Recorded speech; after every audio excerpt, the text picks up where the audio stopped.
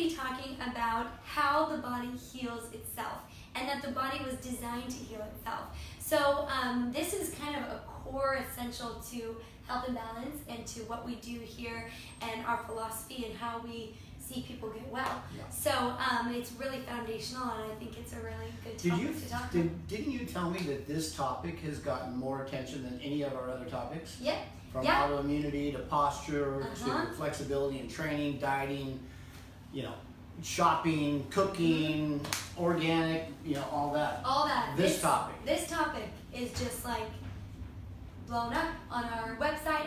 Everybody wants to hear about how the body was designed to heal itself. It's a pretty amazing fact. Yeah. And there's a lot that we can take from that, and there's a lot of hope we can take from that, and there's a lot of insight into our treatment and what it looks like to be made well, knowing that the body's created to heal itself. So then you say, okay, how do I tap into that healing, and what do I need to do? So Yeah. I'm excited to hear from you the story of creating that philosophy, and how that has morphed all of your treatment as a doctor, Yeah. and building this practice, and everything that you implement into this place. So tell us a little bit about that. Design. Well, first tell us who you are. Okay, all right. I'm Dr. Gary Arthur. I started practicing here in Laguna Beach in 1987. So this is I'm just finishing my 32nd year, 31st year, but I'm in my 32nd year. Mm-hmm. And what's exciting is to see how many times, if you just help the body along, it'll get back to doing what it was really designed to do. Mm-hmm. I'm a doctor of chiropractic by trade. My wife and I started to, we were accepted in naturopathic school, which is what we wanted to do in our form of medicine. But at the time, we couldn't legally practice naturopathic medicine in California. So we informed the naturopathic college that we were going to go to chiropractic school, because a chiropractor had really helped me out. And I wasn't a huge fan of chiropractic. I just didn't know much about it. But after a whiplash, and then 5 years later, when my symptoms, I didn't get enough care that I needed, and this chiropractic doctor basically asked me what I wanted to do about my symptoms, and I said, well, I would like them to go away. And he said, well, how long would you like to go away for? Well, I've got horrible sinus problems, I've got crazy neck pain, crazy mid-back pain, and I'd like it to go away for good. He goes, okay, well then let's see if we can figure that out. So he analyzed, my case, showed me what the causative factors were, because there has to be a cause and effect. If you have a symptom, there's got to be a reason why there's a symptom going up. It would make sense, right? And that started my journey, and at the same time, we also talked to him. He said, well, as a chiropractic doctor, you can do everything a naturopath can do in California and do it legally. So based on our scope of practice, that's what we chose to do. But now I am coming full circle, and I'm just finishing up one last test to get my naturopathic degree with continuing education completed. So coming full circle back to that. So That's awesome. that's a background. And my wife is my favorite doctor, and we headed out on this whole thing together. We went through school together and studied and pushed each other and competed with each other, and I think we ended up 2/100ths of a grade point difference. So I was 2% higher. No, 0.2%. No, 0.02%. Whoa. 0.02%. Oh my gosh, that's hilarious. So anyhow. We always have a little fun competition about that, and who could get the better grades, so it was good. Did you hear that? Oh, She's over there we always get it going. So anyhow, let's just talk about it. I remember my anatomy teacher, Dr. Titchard, said form follows function. And so if you think about the incredible array of creation, from an octopus to a giraffe, to a lion, a grizzly bear, a snake, bugs, wow, design. And they're all designed to do different things, and they all play a part in the ecosystem. The Native Americans would always look at it as there's this incredible healing power that the Great Spirit used to create this world. And even the biblical stories tell that too. And some people may believe that it was all from chance. I remember hearing a conversation that they said, well, if all the parts of a jet plane were in a large warehouse, and then a whirlwind came through the warehouse, and at the end of that whirlwind going through, everything was put together into a perfect running jet ready to take off. That's about the likeliness of everything just being crazy by chance. But anyhow, that's another conversation that we're not going to have today. I believe that the body was designed to heal itself. If you just think about yourself. When you've cut yourself before, what happens? Well, first, if it's not too bad, you don't have to go get stitches. You cut yourself, you pinch it together, the blood coagulates, it stops bleeding, then a scab forms, and then after a few days, depending on how bad the cut was, the scab falls off and we're healed. So that's a normal, natural process. Then think about what happens in life with your mom and dad, or maybe you and your wife, or you and your husband. Two cells come together, one from mom, one from dad. And during the process of two cells, all of a sudden those two cells have an imprint where along the way, God be with them all. That's an ambulance. So as that process within those two cells is a blueprint for a masterpiece, and the creative innate intelligence that's within those two cells ends up starting to form this little tiny baby. And the first thing that forms is the nervous system, because that's the controlling system of every other system. Mm-hmm. We're going to talk a little bit more about that. But you think about it, two cells, 9 months later, out comes a masterpiece. Pretty amazing. She's quite a masterpiece, isn't she? I thank you. Yeah. So anyhow, now you realize the fact that as we grow, the body continues to grow and develop. And a healthy adult has 250,000 white blood cells are made every single second. 250,000, 250,000, 250,000. Red blood cells, it's 10 times that much. 2.5 million red blood cells every second. 2.5 million.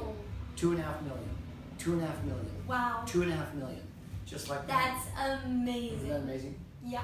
The liver, which is one of our most important organs, that has over 657 isolated different functions. Wow. From controlling blood sugar, detoxifying us, balancing our hormones, so many different systems, cleansing the body, cleansing the blood. It's a fascinating system. But all that stuff is going on all the time. Mm-hmm. So you have this inner wisdom of the body and that healing power that made the body. So we believe that the power that made the body heals the body. Mm-hmm. It's just continues to run. It's a program that's been well programmed. Mm-hmm. Now, of course, there are times when the program didn't work so well. We might have what you guess could call a lemon. The car doesn't work so well, has problems. Yeah, there are people that are born with birth defects and problems that happen. We don't live in a perfect world, and genetically there's problems that can manifest sometimes just through our genetics. You may have a recessive gene in both the mom and the dad, and it hasn't ever expressed itself, but you get those two together with a genetic code for someone to have a problem, and those things happen. Mm-hmm. But even people with disabilities and challenges genetically still have, still have that healing power working within their body. It's just some of us have stronger constitutions than others. Mm-hmm. So, I was at this point, I was just going to talk about, how that body heals. Mm-hmm. It's a combination of electricity and chemical messages, mm-hmm. and feedback loops in the nervous system between your body and gravity and movement and joint receptors telling the brain what's going on. And I'll get to that in a second, because I could go off on a tangent, but let's follow in some sort of process of order. How about that? How about that? So our company is called Health and Balance Integrative Medicine, mm-hmm. Mm-hmm. Because our health being in balance is the natural way of things being. And so we start off with your body was designed to heal itself and keep all these different systems in balance. So we have that healing energy of the body, and you have a structural system, your bones, your muscles, your ligaments, your spine. Then you have the chemical part of the body, the organ systems, your nutritional level, your pH, your hormones, your genetics. Then you have the emotional aspects of the body, our feelings, the neurotransmitters, all those things that develop someone's personality and how they respond to stress.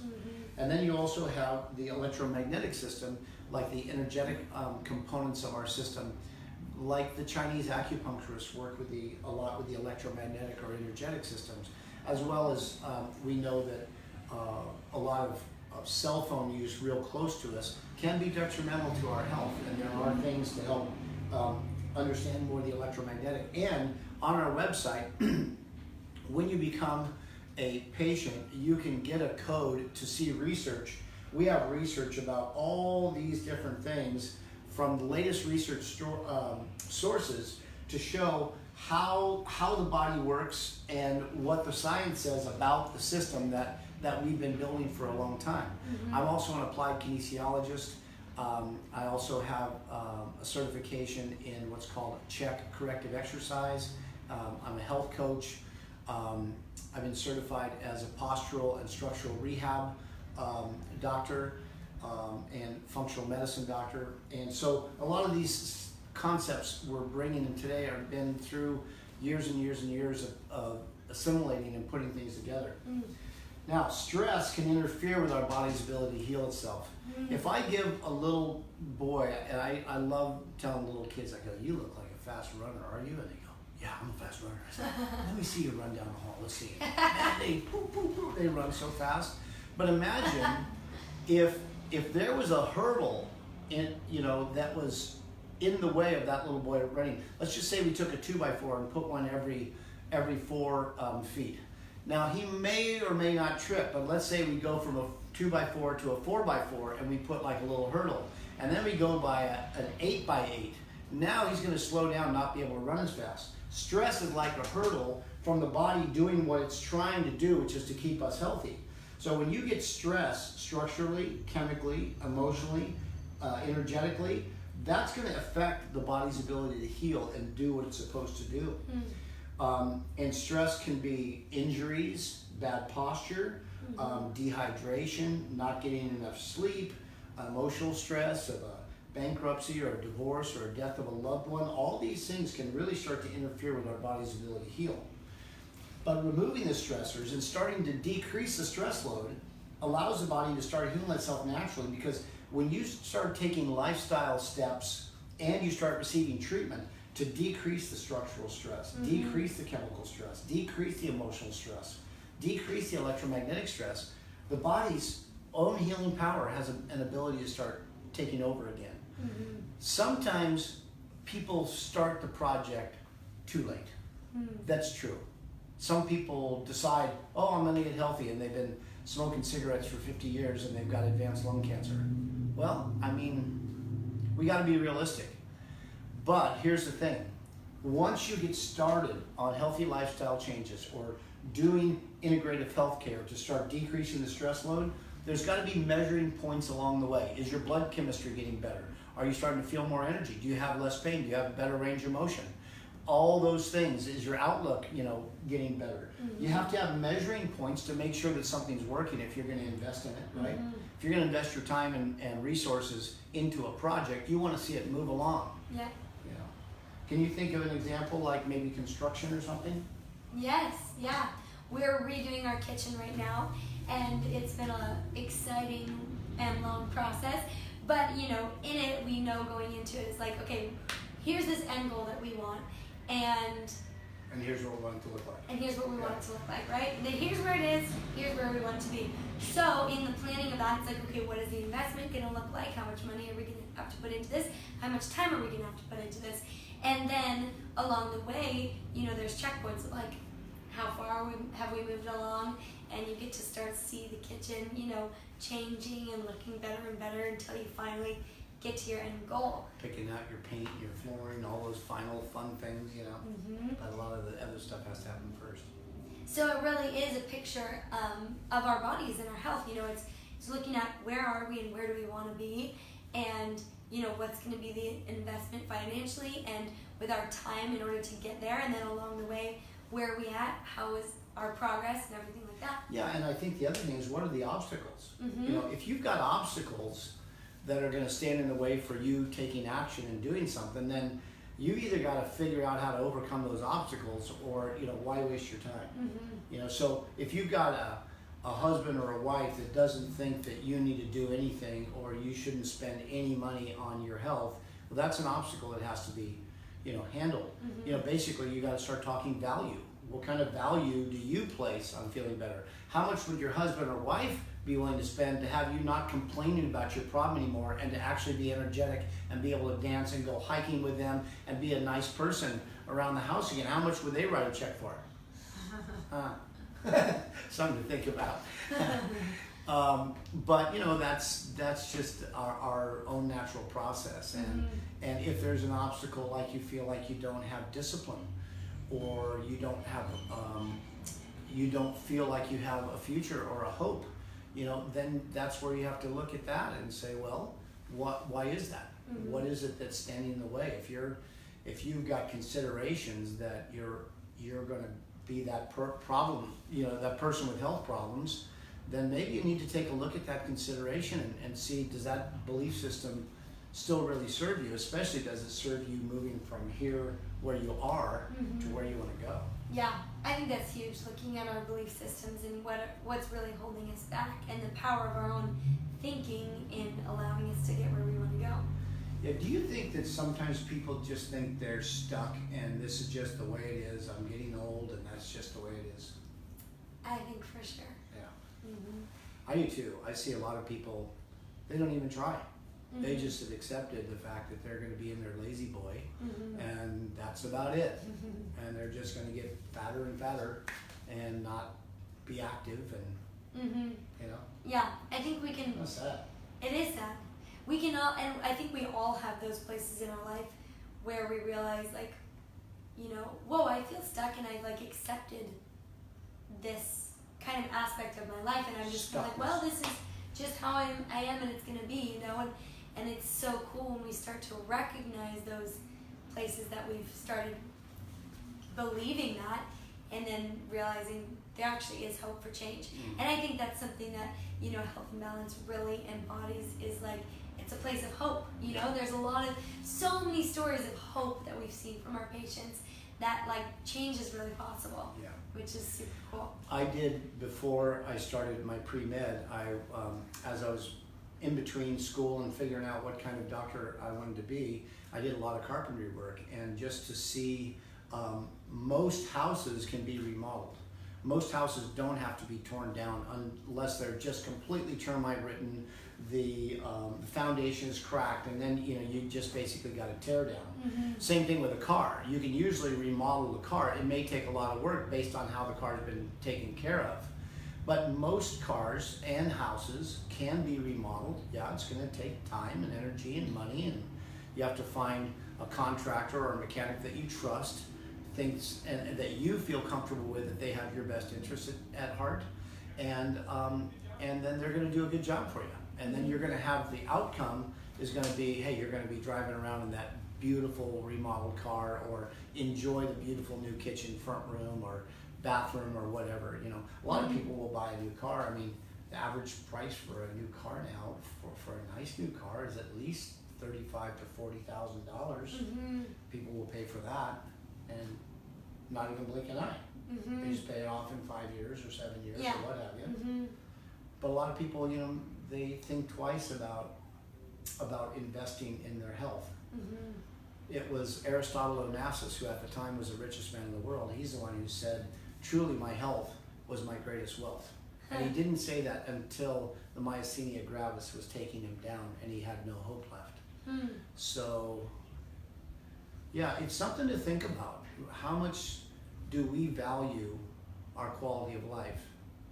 And if we're not dead yet, there's still something we can do. Yep. I remember a Lots of light to seminar live. with Anthony Robbins. He had a really interesting example. He said that if you look at the Scrooge principle, Charles Dickens wrote about Scrooge. When the three ghosts of Christmas, past, present, and future, came to visit him, he looked at his past. He saw that he wasn't very nice to his girlfriend and left her and all that kind of stuff. And but when he woke back up, had he changed? No. So now the ghost of Christmas present came, and he saw how mean he was to Bob Cratchit and how Tiny Tim was barely going to make it, but he was set in his ways. But when he saw the ghost of Christmas future, and I mean everybody's seen the movie or read the book, and those grave diggers were talking about him when he was in the casket, and they were talking about what a horrible man he was and how everybody was basically glad that he was dead, and he didn't care about anybody else, and he saw that his life was over and no one loved him, except Bob Cratchit loved him, and his son-in-law. But no, his nephew. It was his nephew. Okay. Yeah. But then he woke up and he goes, I don't want that. I don't want to go there. So sometimes you have to position, what's going to happen if I don't take action? What's going to happen if I don't remove the stressors? Am I going to end up with cancer, autoimmune disease, degenerative arthritis, needing surgeries, all these things that you see everybody around you getting? It's like choices and value. Yeah. So. So do you want me to explain a little something? We're going to move into another room, and I want to show you some research that a Nobel Prize winning doctor found. This is Dr. Roger Sperry. And what he did was an amazing study.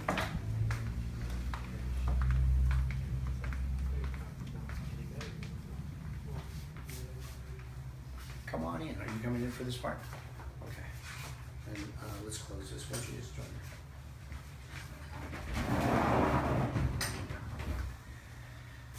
So this is my office where we show people their MRIs and their X-rays, and we discuss their health goals and what their symptoms are and what the diagnosis is, and then we talk about treatment options and what people want to do and why they want to do it and what their life would look like if they did have that happen to them and what their life's going to look like if they let it continue to worsen. These are all the things that help people make decisions.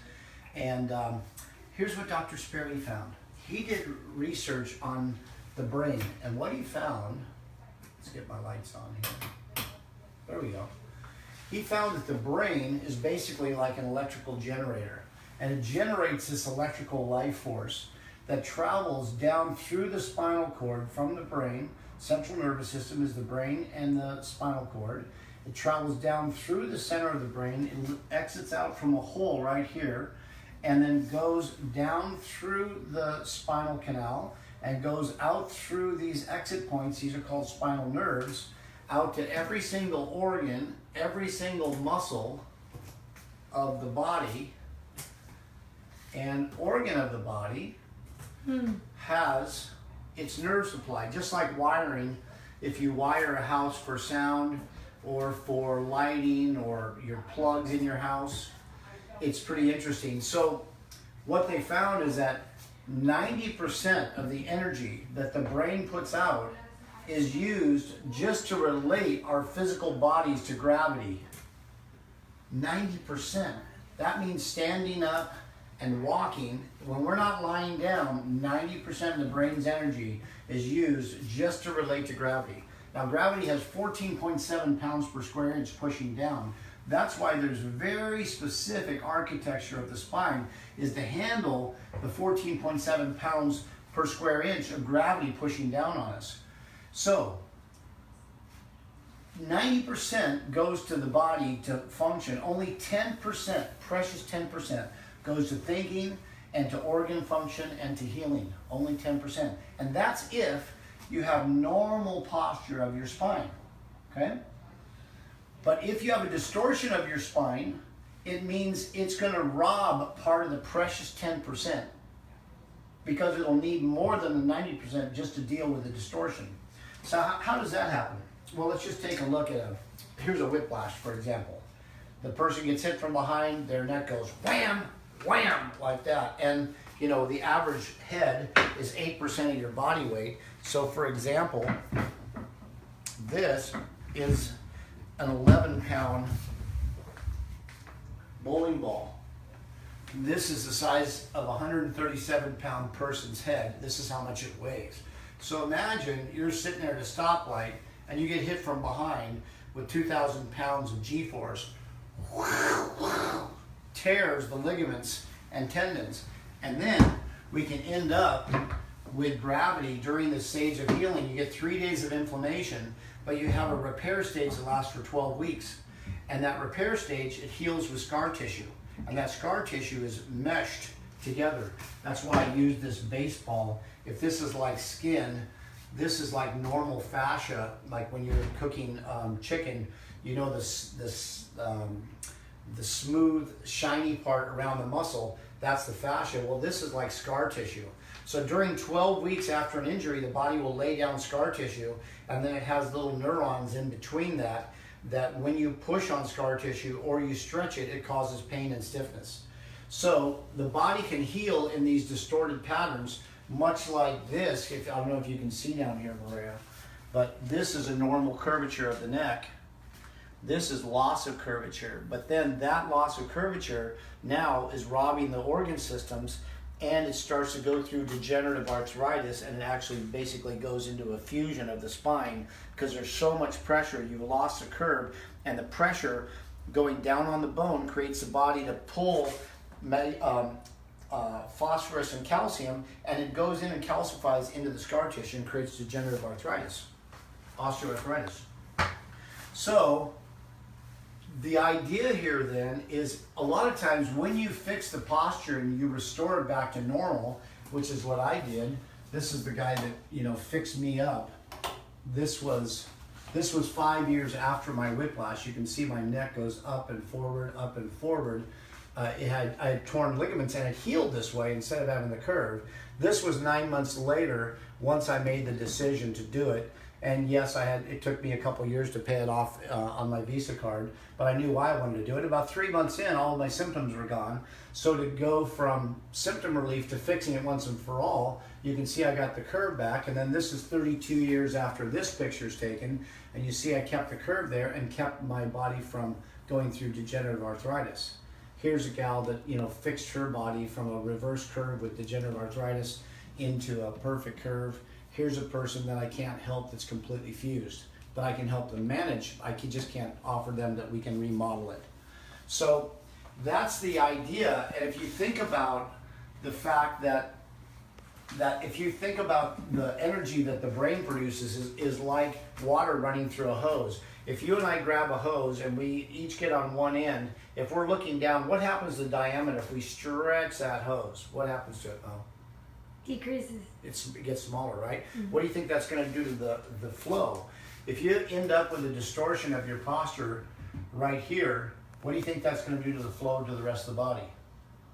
It's going to diminish. It's going to diminish. So it's the concept kind of like this, that there's a life force, but if there's a distortion of the spine, it's going to decrease the capacity for that life force to flow. And that's a beautiful thing. A lot of times people start fixing their posture and their digestive problems go away, or their liver enzymes get better, things like that, because we know how the body works based on the Nobel Prize winner, Dr. Roger Sperry, that did that work, that shows how the body works. So the body is made to heal itself. Sometimes we just have to remove the stress so the body can get going and do what it's supposed to do. Talking about stress, you can go to the website Net Mind Body and look up the new research. This is from Thomas Jefferson University. This is using a technique called neuroemotional technique, and this is where they put people in a video MRI tube, and they had them remember when the doctor came in the room and told them that they had cancer. And they had 24 people in this test group, and the brain lit up with an inflammatory response. Their breathing rate increased, their muscle tone increased, their respiratory rate increased, their blood pressure increased when they thought of stress. Then what they did was they did 4 hours of NET over the next 4 weeks, and they did the exact same test, and there was no stress response in the brain. So now we have proof of how the body heals if we start removing the stress. This is a really incredible technique. I urge you to go to the website netmindbody.com and take a look at it. In fact, there's a new documentary that just came out. It's called Stressed. And if you want to come and borrow one of these movies from us, it's a documentary all about mind-body medicine based on 3,000 years of Chinese medicine and the new research at Thomas Jefferson Medical University. It's phenomenal. It's really amazing. And I think you'd like it. It would be our guest to borrow one of these for a week and take a look at it, see what you want to do. So anyhow, we've covered a lot. Are there any questions that you guys can think of? Let's go back into the other room.